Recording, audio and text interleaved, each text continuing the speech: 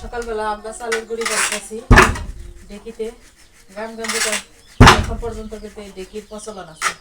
বেশি আমাকে ডেকি থাকা সত্ত্বেও কিন্তু আমাকে বাড়িতে অনেক সময় মেশিন থেকে বানিয়ে আনা হয়। এখন সময় বেশি লাগে, পরিশ্রম মানুষের দরকার।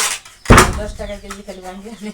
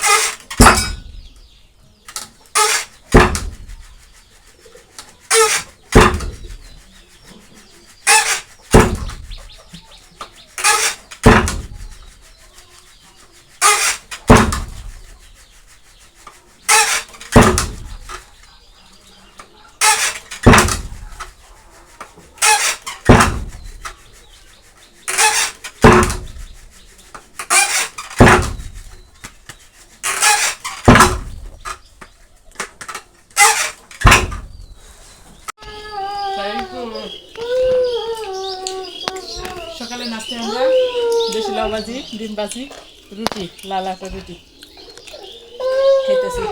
আর আরো সে দুষ্টামি তো আছেই।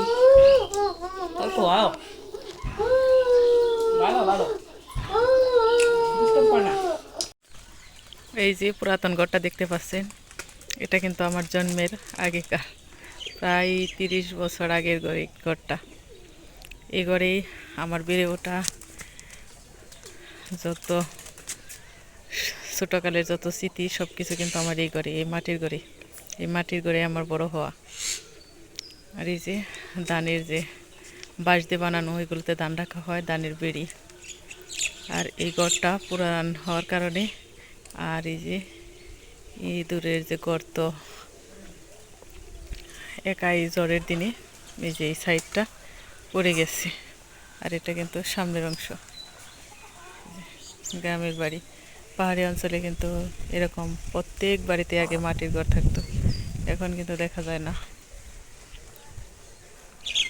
এখানে রান্না করা হয়, ওইখানে রাতে খাওয়া হয়। রান্নাঘরে যে পাশের ঘরটা সাথে অ্যাডজাস্ট করা, আর ওই যে থাকার ঘর,